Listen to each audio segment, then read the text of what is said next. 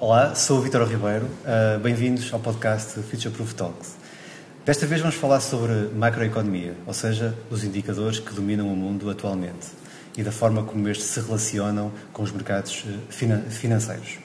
Sim, porque de facto há mesmo uma relação muito forte entre eles.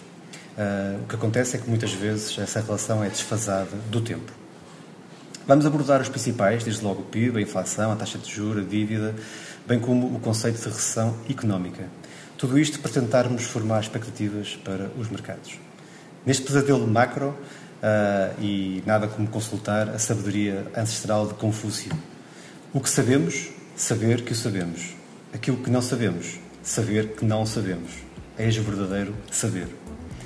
Isto tudo para dizer que é preciso humildade, porque temos que reconhecer que simplesmente não sabemos aquilo que não sabemos.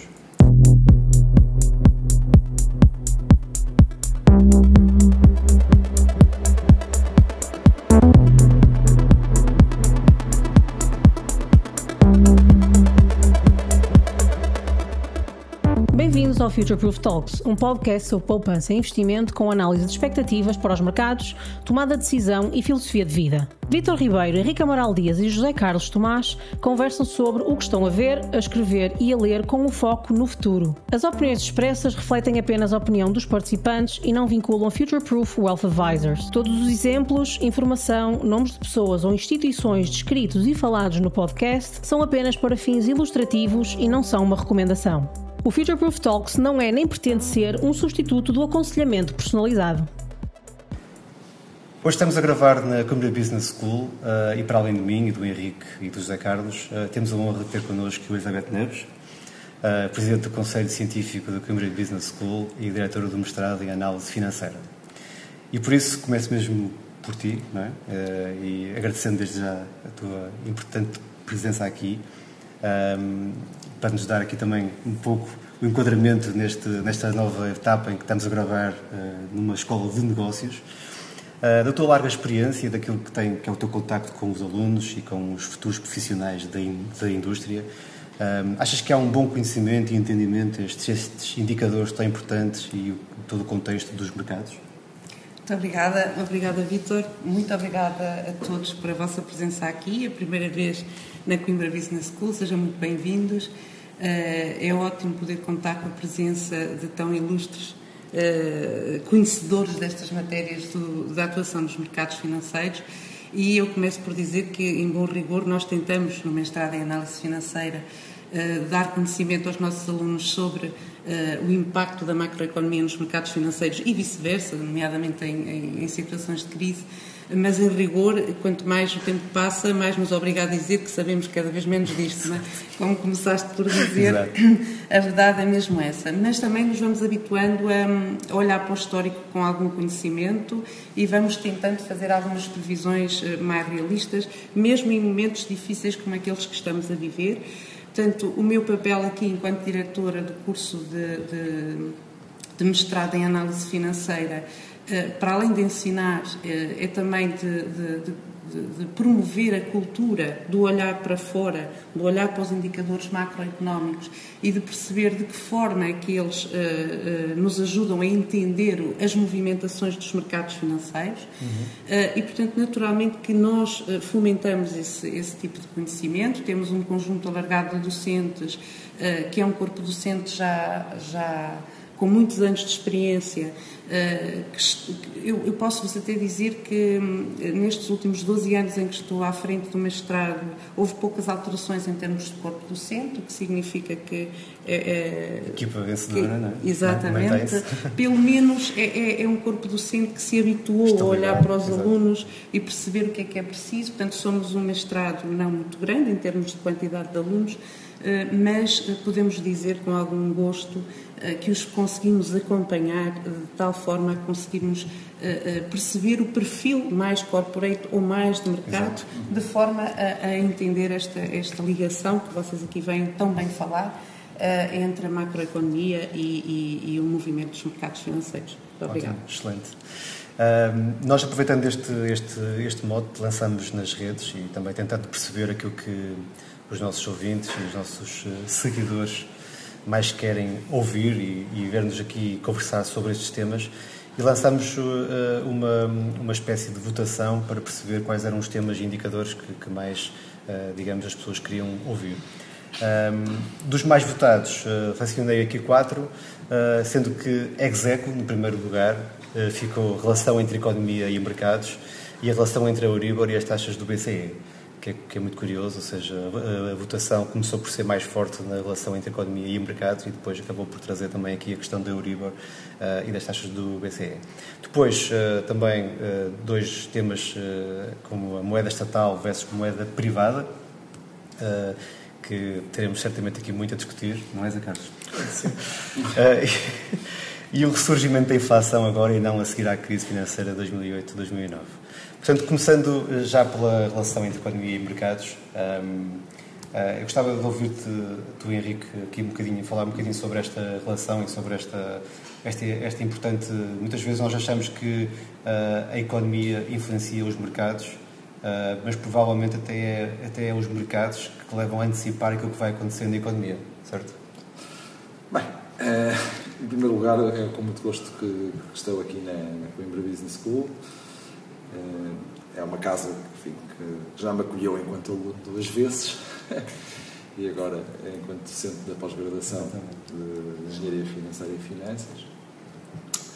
E relativamente à questão da economia e mercados, eu penso que a relação de causalidade vai sempre no sentido da economia para os mercados, não dos mercados para a economia. É evidente que os mercados antecipam a evolução da economia, assim como as projeções das principais instituições financeiras a nível mundial o fazem também. Exato. E fazem com regularidade. A economia, digamos, funciona para os mercados um bocadinho como um vento que pode soprar a favor ou pode soprar contra, não é? Se olharmos, por exemplo, para a economia norte-americana, é? As condições macroeconómicas dos Estados Unidos nos últimos 100 anos, grosso modo, é evidente que a economia americana ajudou a que as empresas que fazem parte dos principais índices financeiros pudessem prosperar e, obviamente, com isso, refletindo-se na valorização dos principais ativos. Portanto, eu julgo que essa é uma relação de causalidade. Agora, aquilo que é o retorno especulativo, como diz o Vogel, aquilo que são as antecipações, as expectativas, etc., muitas vezes não refletem a realidade económica. Por outro lado, há um conjunto de políticas de fundo que não produzem de imediato efeitos, e que muitas vezes não são visíveis nem são antecipáveis pelos mercados. Portanto, não há verdadeiramente uma coincidência entre a economia e as empresas que fazem parte dos principais índices dos mercados. Sim, certo. E, de facto, aqui nesta relação, lembro-me de ter lido um estudo que há uns 2 anos, penso eu, do Research Institute do Credit Suisse, que não sei se ainda existe, fruto aquilo que aconteceu recentemente com o Credit Suisse.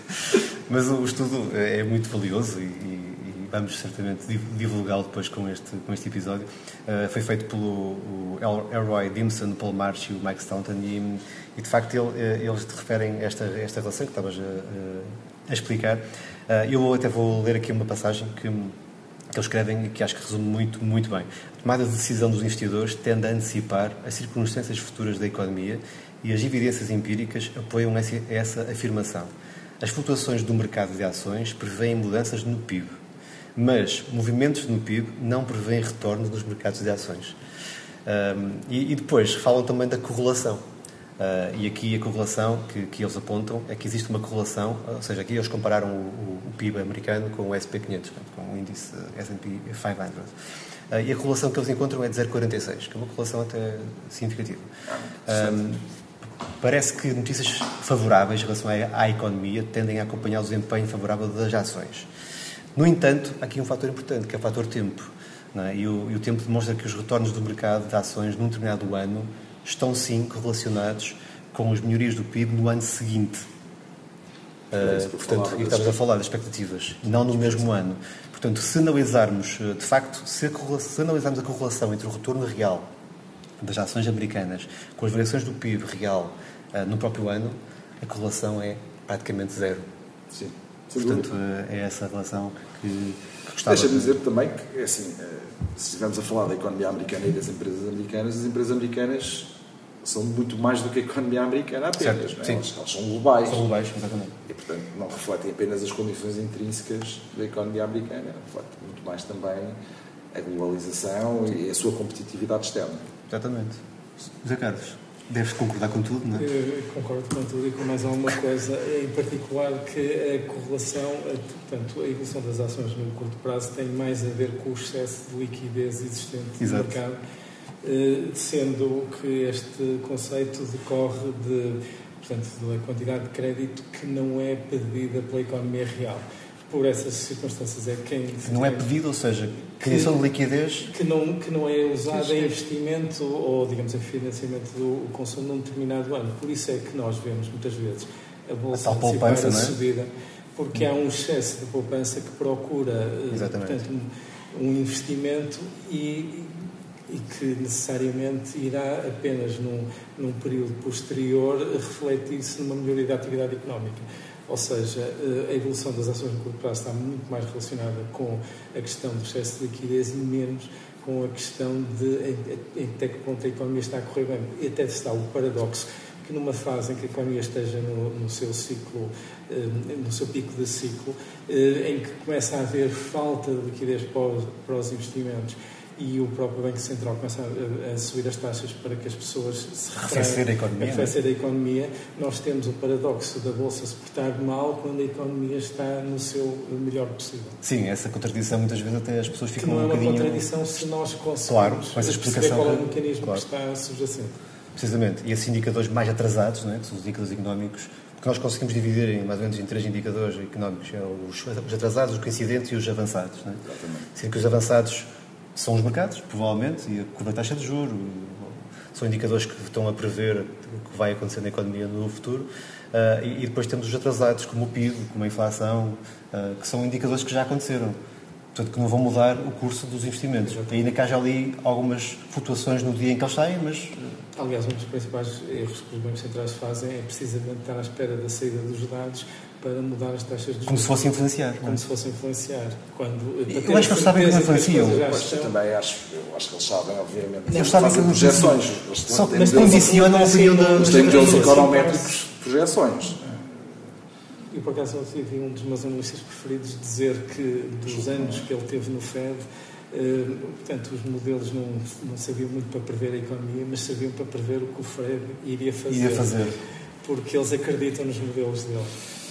Certo, são as crenças que se autocumprem, não é? Exato. Mas isso o Behavioral Finance também aparece aí. Claro, precisamente isso mesmo. A parte comportamental é muito importante aí. Sim, sim. Assim como os investidores, se acreditarem naquilo que estão a fazer, obviamente que isso os mercados irão refletir. Sim, eu tinha um colega que era um colega muito bearish, ou seja, estava sempre negativo.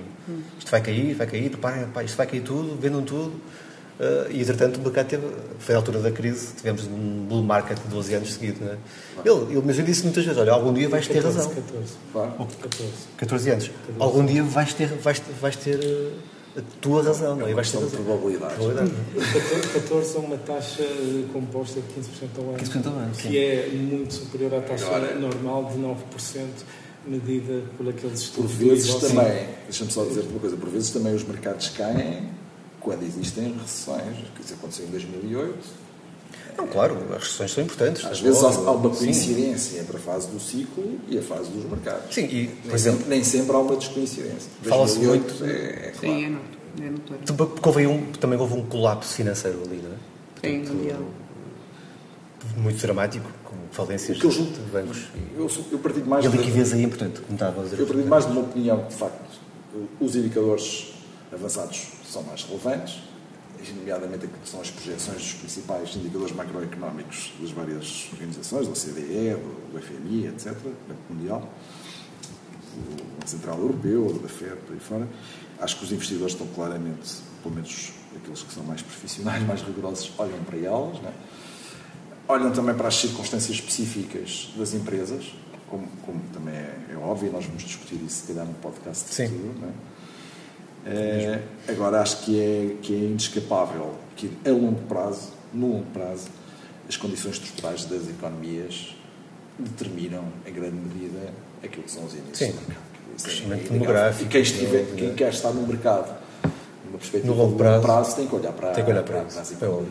Naturalmente. Sim, e para a evolução que vai acontecer. Obviamente, quem quer estar, lá está, que tem excesso de liquidez, quer mais estar especulação, agora, depois vender a seguir, etc. Isso são estratégias, mas muitas vezes não correm bem. Sim, claro. Aí está. O tempo no mercado costuma bater o timing do mercado. Sem dúvida. Digo muitas vezes. A frase não é minha. Não podia estar mais de acordo. Quem é o amigo já agora? Eu sinceramente não sei. Mas se calhar sou eu digo muitas vezes. É capaz de ser ouvido. Não sou. Não, mas eu digo muitas vezes. Eu até escrevi um artigo sobre o tempo, precisamente a falar disso. Do tempo no mercado e do market timing, que faz todo sentido. Bem, falamos agora então do seguinte tema, da relação entre a Euribor e as taxas do BCE. De facto, a Euribor nos últimos 15 meses, 18 meses, disparou e estamos sempre a pensar que as novas expectativas vão sendo cada vez mais altas, não é? Tu tinhas dito, José Carlos, que ia bater nos 4%. E estão lá. Sim. Não é? Infelizmente. Enfim, porque não me ouviram e não fizeram o que tinham que fazer pela O trabalho de casa foi um bocado mais tarde, não é? Foi um bocado mais tarde e, portanto, enfim... Nós falámos disso há mais de um ano, não é? Exatamente, depois a coisa não correu muito bem. Bom, as Euribor são as taxas a que os bancos emprestam dinheiro uns aos outros na zona euro. As taxas do BCE são as taxas a que o Banco Central interage com os bancos de forma a condicionar as Euribors, que é o preço de financiamento na economia. Começamos logo por ter uma diferença em termos de maturidades. As Euribors são mais longas, 3 meses, 6 meses, 12 meses, os principais prazos. E as taxas do BCE, que são 3, são taxas de prazos muito mais curtos. 2 das taxas são 1 dia e outra taxa é 1 semana. Portanto, o BCE tem a taxa de depósito e a taxa de cedência de emergência, que são a 1 dia, e tem a taxa para as principais operações de financiamento, que é 1 semana. Mas, como é evidente, um ano tem 52 semanas, e lá para ali se não diria melhor, não é? Em circunstâncias normais, não se antecipando mexidas na taxa, portanto, e as Euribors, de certa maneira, incorporam as condições de financiamento para os próximos 3 meses, 6 meses, 12 meses, que os bancos estão à espera, porque têm, digamos, de fazer a arbitragem entre os dois tipos de financiamento que lhes são presentes. Em circunstâncias normais, eu já explico isto melhor, as Euribors deverão estar entre a taxa de depósito do Banco Central Europeu e a taxa das principais operações de refinanciamento. Isto porquê? Porque a taxa de depósito é a taxa onde eu posso emprestar dinheiro ao Banco Central. Eu não vou emprestar dinheiro aqui ao banco, ao meu concorrente, a um preço mais baixo, ainda por cima que ele tem mais risco, não é? Portanto, aquilo é o mínimo. Em noutras circunstâncias, ou visto, digamos, a outra parte do espectro, há a taxa de cedência de emergência. Por razões óbvias, eu não quero ser visto, na minha qualidade de banco, num sítio que diz emergência, não é? Exato. Por razões óbvias. E, para além de mais, aquilo é a taxa mais alta de todas as taxas que em circunstâncias normais, eu sei que tenho aqui, se tiver ativos financeiros para dar dinheiro aqui ao Banco Central, eu tenho a possibilidade de pedir dinheiro a 1 dia ao Banco Central àquela taxa. E, portanto, a taxa que condiciona é a taxa das principais operações de financiamento a 1 semana, sendo certo que se o Banco Central me empresta àquele preço, na próxima semana, eu não vou estar a pedir dinheiro, portanto, eu não vou aceitar pagar mais ao banco meu concorrente, uma vez que tenho ali o Banco Central àquele preço. Portanto, daí a tal questão... Os incentivos, não é? Exatamente, que a Euribor terá de estar no corredor entre a taxa de depósito do Banco Central e a taxa das principais operações de financiamento. Neste momento, a taxa de depósito dos depósitos do Banco Central estão a 3,5%, a taxa das principais operações de refinanciamento estão a 4% e as taxas de cedência de liquidez estão a 4,25%. A razão pela qual as Euribors estão a 4% e até já começam ali é porque as pessoas estão a antecipar que haja pelo menos mais 1 ou 2 subidas do Banco Central Europeu, que nos iria colocar a taxa das principais operações de financiamento a 4,5% e a taxa dos depósitos a 4%, ou, digamos, a 3,75%, e a 4,25. Portanto, as Euribors atuais são, digamos, compagináveis ou integráveis com este tipo de expectativas e uma manutenção destas taxas durante o próximo ano, destas taxas do Banco Central durante o próximo ano. Nem sempre foi assim. Por outras palavras, na altura da crise financeira, em 2008, a diferença entre a taxa de depósito do Banco Central e a taxa de cedência de emergência não era os atuais 0,75, entre 3,5% e 4,25%, era 2%. Havia 1% para a taxa das principais operações e havia mais outro por cento para as taxas das operações de emergência. Mesmo assim, a Euribor conseguiu passar a taxa das operações de emergência. O que aconteceu pode ter duas explicações. Portanto, a primeira explicação, digamos, seria óbvio que as pessoas estavam à espera que o Banco Central ainda subisse mais as taxas, o que é pouco provável. A segunda explicação é muito mais gravosa e muito mais significativa relativamente ao que estava a passar e que tinha a ver com o facto dos bancos não terem ativos financeiros para darem garantia ao Banco Central e, portanto, estarem-se a sujeitar a irem pedir dinheiro ao Euribor, que é um crédito não colateralizado. E que foi o tipo de crédito no mercado interbancário que secou completamente e que teve influências enormes cá em Portugal, porque os nossos bancos transformavam 100% dos depósitos, 160% dos depósitos, ou seja, estavam dependentes do mercado grossista. E depois tivemos o resgate em 2011, que um dia temos de falar sobre o assunto, mas eu não queria alongar excessivamente. Havemos lá chegar. Esse tema. Sim. Em relação à Euribor, tenho uma curiosidade. Ontem um amigo meu fez anos e já não nos vemos há muito tempo e eu mandei-lhe uma mensagem e depois liguei-lhe, mas não interessa. Mas a mensagem foi algo do género. Então, espero encontrar-nos antes de fazermos 50 anos, porque temos 45, portanto, temos de ser otimistas, antes de 50 anos nos encontraremos. E ele, por brincadeira, respondeu: olha, só nos encontraremos quando a Euribor estiver abaixo dos 2,5. E eu, por Euribor a 6 meses.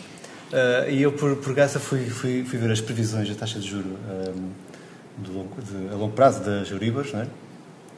Do mercado de futuros. Mercado de futuros. E 3 meses. Portanto, e não há 2,5 nos próximos anos. Sim, até 2029. Ou assim, lá mais para os 50. Portanto, olha, temos de encontrar quando tivermos 50 anos, porque certamente... É outra maneira de, digamos, dizer o vulgar ou mais comum, dia de São Nunca, da parte de tarde. Da parte de tarde.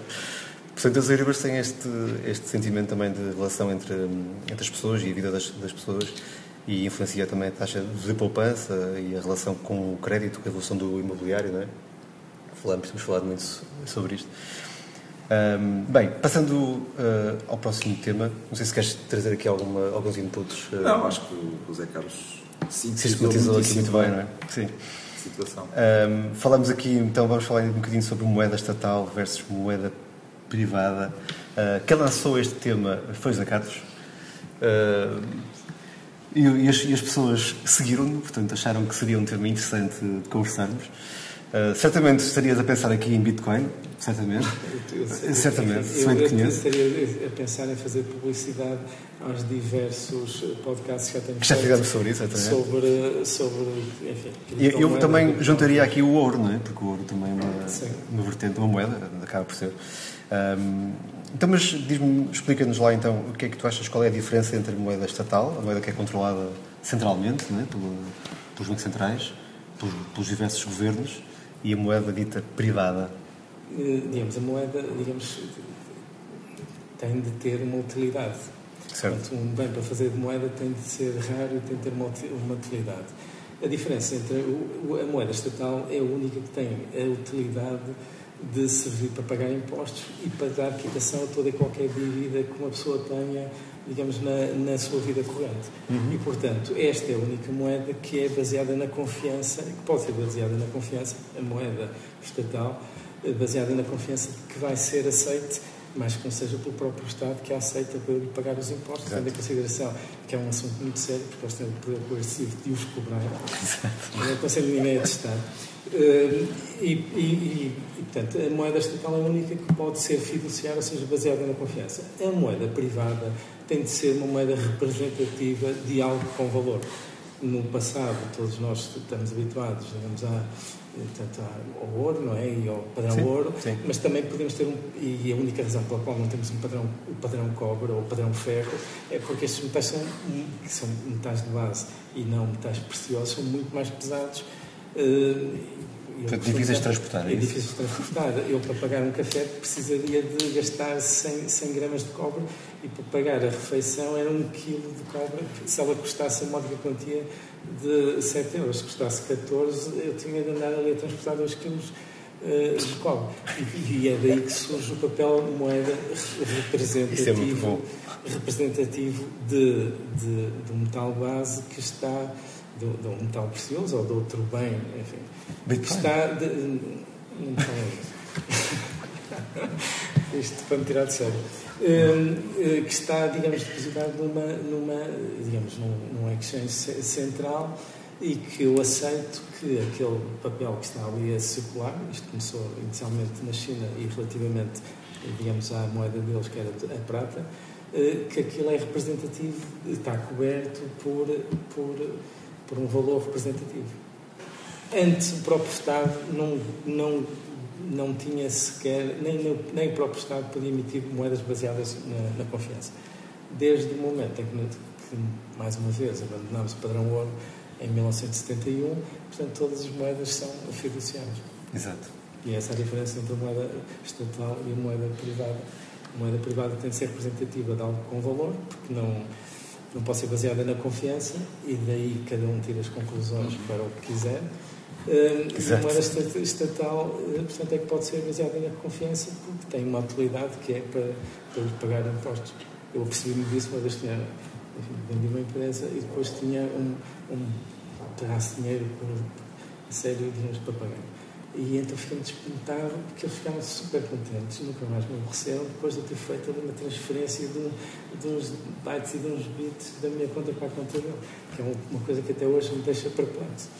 Exato.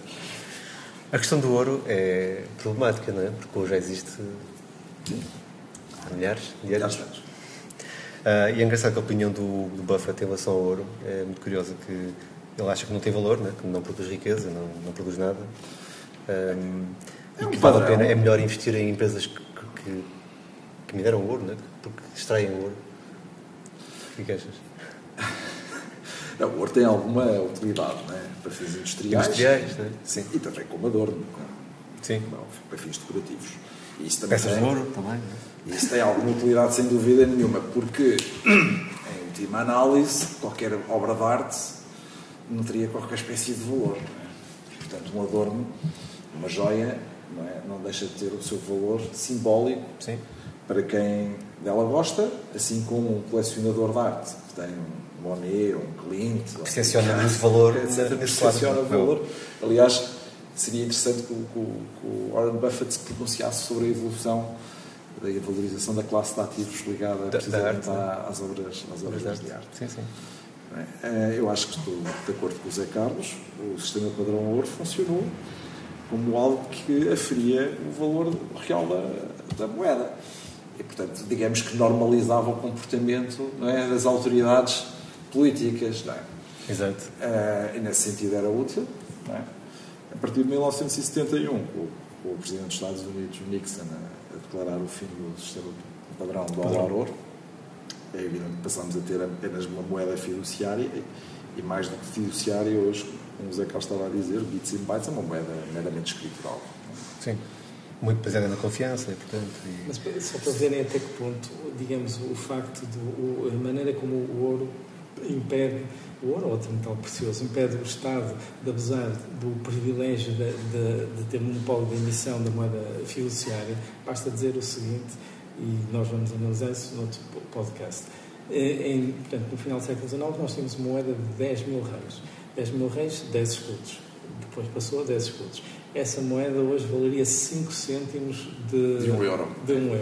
Se fosse o conteúdo que a moeda tinha em ouro, alguém dá um palpite quanto é que a moeda valeria? Eu sei qual é. Nós sabemos. 920 euros.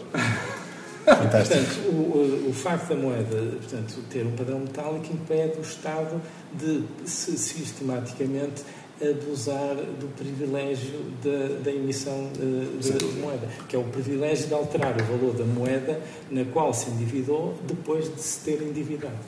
Essa é que é a grande questão. Aliás, o Friedrich von Hayek tem um livro que o título, enfim, que se explica por si só, é A Desnacionalização da Moeda.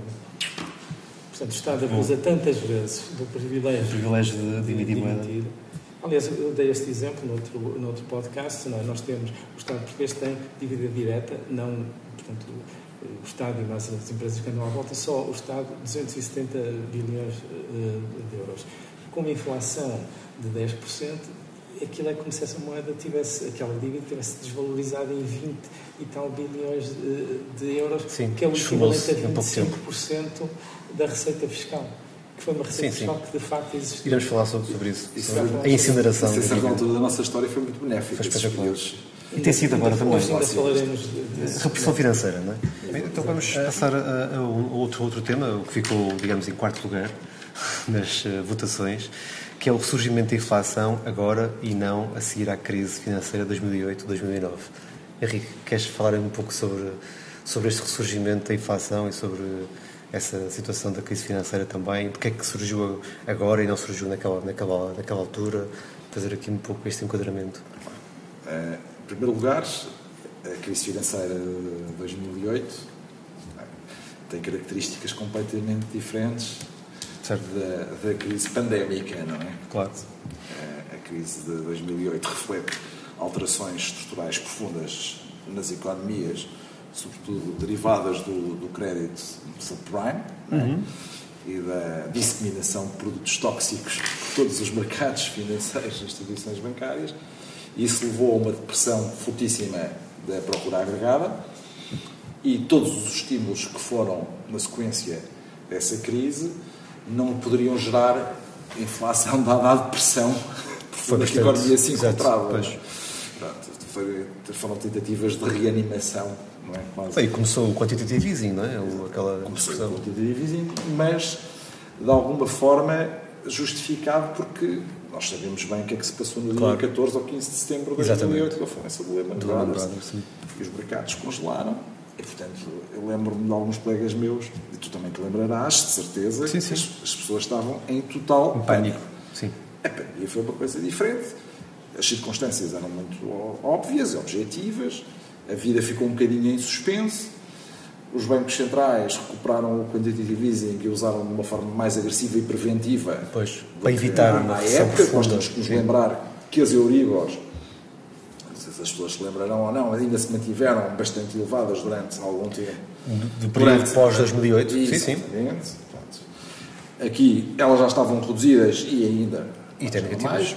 O QE, o quantitative easing, foi muito mais agressivo e preventivo, como eu estava a dizer. Mas depois a pandemia passou, não é? As pessoas não gastaram o dinheiro que foi distribuído generosamente, não é? Algumas vezes foi mesmo distribuído. As empresas, sim. O helicóptero money. Exatamente.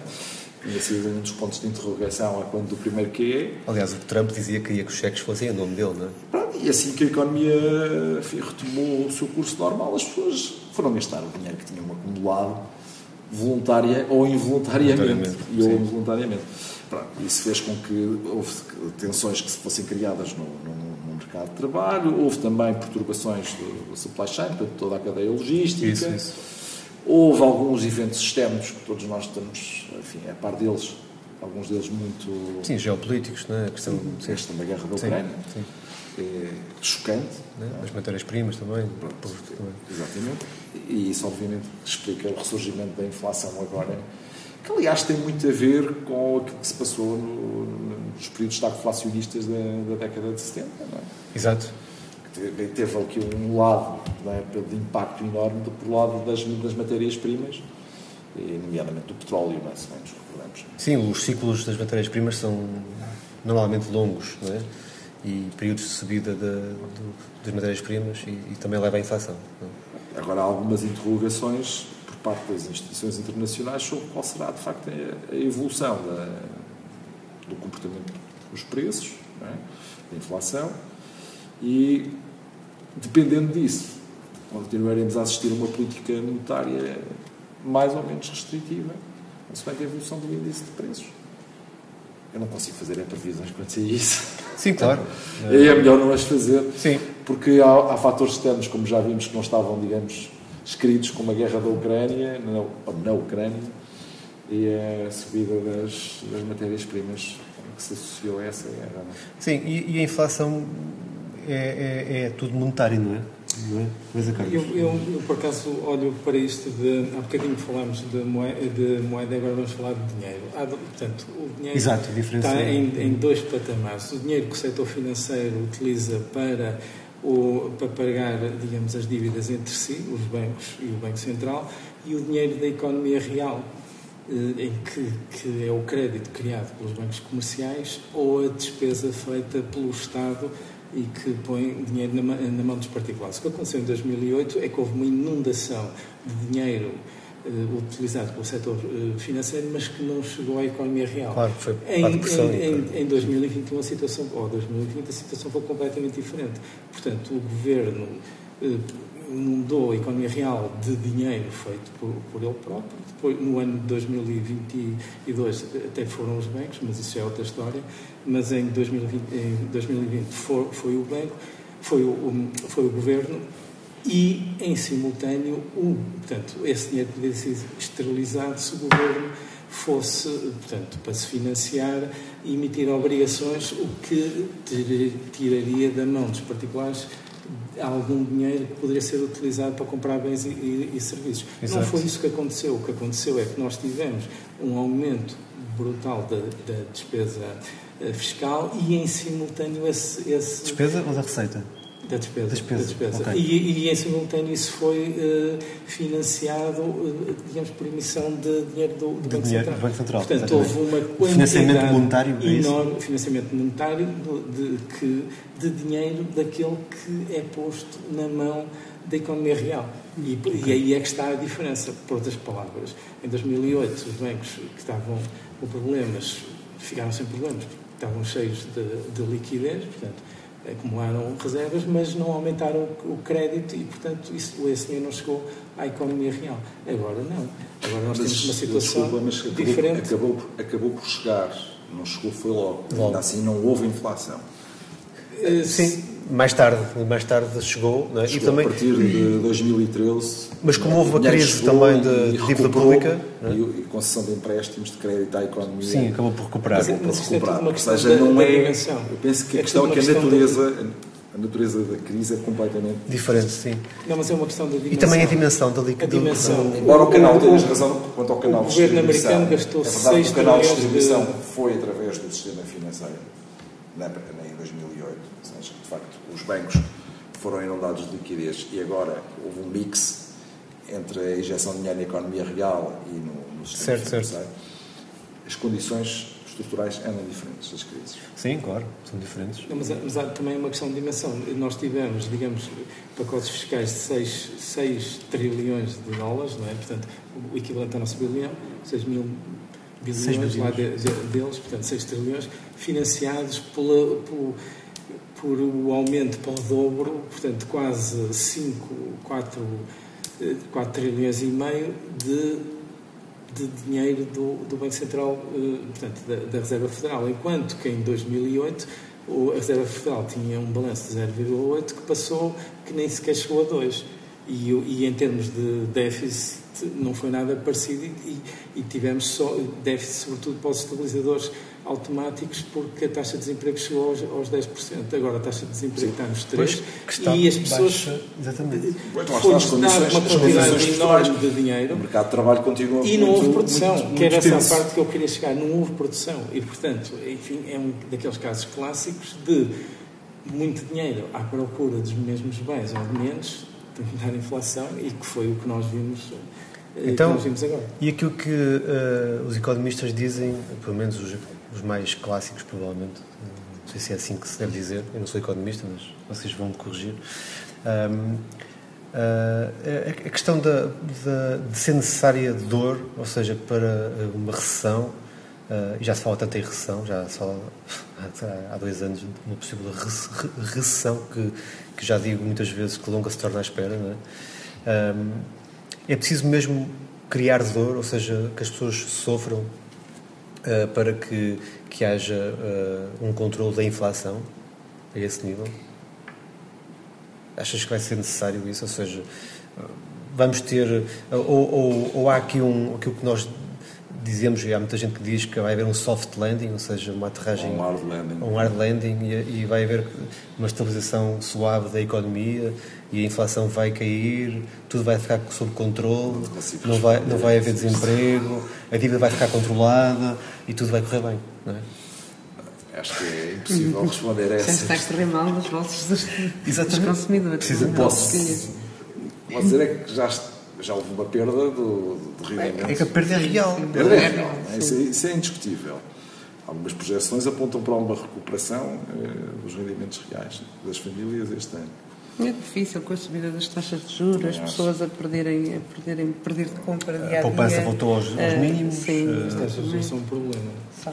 Que eu antes tomava conta de ativos financeiros, pessoas que tinham dinheiro para investir, e agora tomo conta das pessoas que precisam de crédito. É um problema. É mesmo. Eu só posso dar um conselho: as pessoas têm que ser prudentes, o mais prudentes possível nesta altura. Sim. Quando nós estamos perante incerteza... Mas investimos ou não investimos? É a questão que eu coloco. Se me perguntarem, eu tenho investido agressivamente. Eu acho que sim, investir acho que deve ser sempre o principal fator. É ativo? Eu não claro. Em ativos reais. Isto porque basicamente eu consigo ter aqui neutralizar o efeito da inflação se apostar em determinados ativos reais que acompanham, cujo preço da sua utilização acompanha precisamente a taxa de inflação. Claramente aqui o problema é as pessoas não investirem. E, nomeadamente, se forem bens até escassos, a sua inflação, ou seja, o aumento de preços do setor, por exemplo, no setor imobiliário, claramente. Exatamente isso que eu estava a falar. Exatamente. Até porque esse tipo não chega a todo investidor, e nesta altura é mesmo isso. E razão, eu sou da opinião que os ativos como ações são ativos reais.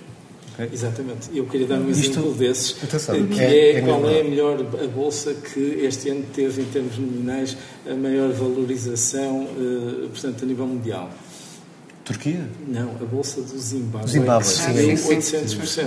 Sim. E que, digamos, é um sinónimo ou um aviso de que vem aí no Zimbábue, aparentemente, outro período de hiperinflação. Hiperinflação, sim. De hiperinflação. Sim. A questão é essa. Quando falam de ativos reais, eu quando junto aqui as ações, é precisamente por isso, porque as ações também são um bom mecanismo para, digamos, combater do lado do investidor aquilo que é a expectativa de inflação. Em setores ainda mais. Pronto, exatamente. Quando repassam bem a inflação e quando há essa... Da mesma maneira que no imobiliário a renda é aumentada ao valor da inflação, pelo menos até ao pacote. Sobretudo o arrendamento de curta duração. Sim. Esse é mais fácil. Pelo menos até o pacote mais habitação era aumentado. Sim, isso pode ser. E, portanto, o rendimento era um rendimento real e as empresas, da mesma maneira, têm a possibilidade e não têm alternativa que não seja subir os preços, porque senão, mais tarde ou mais cedo, iriam à falência. Sim. Se os custos subissem mais que o preço de venda. Agressiva, sim. E a questão da inflação pode, de facto, em termos familiares, da economia familiar, é dramática, porque a baixa de poder de compra é considerável e as pessoas não têm noção, porque é tal, nós já falámos muito sobre isto aqui, do tal imposto silencioso, né, que é a inflação. O véu monetário, as pessoas não se apercebem. Não se apercebem, é quase anestésico, né? Sim, é isso mesmo. E portanto, enquanto vão havendo alguns subsídios, as pessoas pensam que está tudo bem, a correr bem e de facto as pessoas olham muito para o valor que têm no dia a dia, que olham no seu recibo, nominal, vencimento, aquilo que é transferido. Exatamente. E de facto apesar de tudo, a ideia que eu tenho é que as pessoas estão um bocadinho cada vez mais conscientes. Sim, a literacia tem aumentado. A equação de Fischer. E temos falado muito sobre isso também, e também acho que ajuda. Mas aí está, a recessão... Mas ainda assim, o véu monetário é algo que é pervasivo na maioria das pessoas. Sim. Ou então quando as pessoas se apercebem já é tarde, sim. Porque eu faço muitas vezes esta conta, e espero não me enganar, com uma inflação a 5%, pronto, estável, quando provavelmente vamos ter inflação mais elevada que os 2% durante muito tempo, provavelmente, significa que vamos perder o poder de compra, metade do poder de compra em cerca de 12 anos, ou seja, é dramático se as pessoas não investirem. O poder de compra do dinheiro? Do dinheiro, sim, do dinheiro. Sim. Passa por metade em 12 anos. Mas a maior parte das pessoas tem vencimentos, tem os seus rendimentos de trabalho. Tem também as suas coisas. Sim, com o investidor conservador, remédio tem elas... se prepara para ser ultrapassado pela inflação. Precisamente. Portanto, esperar uma recessão pode ser uma espera longa, não é? E também pode ser uma boa forma também de dar a volta e também de recentrar as expectativas, não é? E o sofrimento ser mais no momento e depois menos no futuro. Mas pronto, recordando aqui o Samuel Beckett, Waiting for Godot, não é? Portanto, a questão do há longa estar à espera e esperando que trazer algum sofrimento, mas não muito. Para terminar, estamos antes de agradecer, e agradecendo já a presença da Elizabeth Neves aqui, e para terminar um bocadinho também com a tua opinião sobre aquilo que são as valorizações dos ativos financeiros e a importância também dos indicadores económicos e a ligação aqui com a contabilidade e a forma como vamos trazendo aqui um bocadinho a ligação entre estas indústrias, e tanto nós numa escola que é contabilidade, já há mais de 100 anos. Esta relação tem sido dada, ou seja, achas que há aqui um crescimento da contabilidade também? Está a evoluir. Reparem, eu naturalmente agradeço-vos uma vez que é a última vez que vou estar aqui convosco hoje. Exato, hoje. Portanto, eu queria agradecer, acho que foi muito, muito interessante esta nossa conversa. Dizer-vos que nesta Escola de Contabilidade, que comemora agora os seus 100 anos, de facto há uma evolução enorme e foi com muito orgulho que eu fiz o meu bacharelato nesta escola há muitos anos atrás e, portanto, eu como pessoa que usa contabilidade percebo esta evolução no dia-a-dia, quer enquanto usuária de fora, quer como enquanto docente, espectadora aqui com os nossos colegas que dão a contabilidade. Estamos num mundo de evolução, de facto, e cada vez mais os nossos docentes, os nossos cursos estão vocacionados para uma contabilidade mais aberta, para uma contabilidade onde há espaço para a interpretação dos vários stakeholders. Exato. E não apenas para aquela contabilidade do deve e do haver, em que a única preocupação é acertar os balanços. E a fiscal, que dizes há pouco. E a fiscal, não, é cada vez uma contabilidade mais aberta a todos os stakeholders, à sua posição, às suas perspectivas de evolução futura, ao seu potencial de criação de valor. Portanto, no fundo, é mesmo isso que aqui está. Uma empresa não vale por o que passou, mas vale por as suas expectativas de criação de valor e da valorização dos seus ativos. É mesmo isso. E cada vez mais isso é preocupação das escolas, muito também em sintonia com aquilo que tem sido o esforço da ordem dos contabilistas certificados em trazer esta nova contabilidade, em compreendermos os objetivos de desenvolvimento sustentável, em os incutirmos de alguma forma na interpretação que fazemos das normas. E eu acho que é com muito orgulho que a nossa escola está a evoluir positivamente nisso. Excelente. Bem, para concluir, eu queria só recordar aqui um episódio que gravamos com o Paulo Ferreira, da Rádio Observador. Falámos sobre a economia narrativa do Schiller, o livro do Schiller. Isto porquê? Porque nos últimos 6 meses, e estamos a fazer quase com um balanço macroeconómico dos últimos 6 meses, deste primeiro semestre do ano 2023, e a quantidade de narrativas que foram postas em circulação. E vou passar aqui a ler algumas. Uma aterragem forçada, o tal hard landing com uma recessão, falou-se muito sobre isto. A aterragem suave, por outro lado, ou seja, um soft landing. Sem aterragem, ou seja, uma aceleração.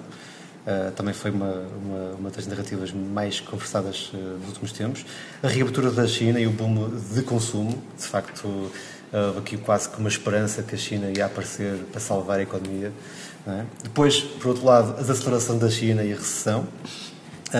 Também o boom inflacionário da Alemanha e na Europa, a recessão na Alemanha, que está concretizada, e o pico da inflação, não sabemos se está concretizada ou não, a crise de bancos regionais dos Estados Unidos, que poderia sinalizar o fim da hegemonia dos Estados Unidos, a Fed vai cortar em julho, a Fed não vai cortar em julho, portanto, entretanto, vai aumentar. Os cortes de produção da OPEP levarão o petróleo de volta aos máximos, não me parece. A OPEP afinal não importa, mas perderam todo o controle.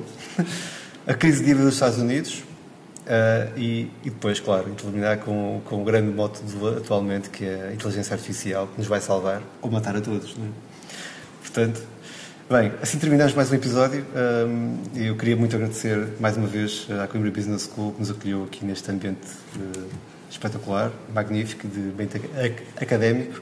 E um agradecimento muito especial a todos e esperamos ver-nos proximamente. Não se esqueçam de tratar bem das suas finanças, evitando o sofrimento e inflação.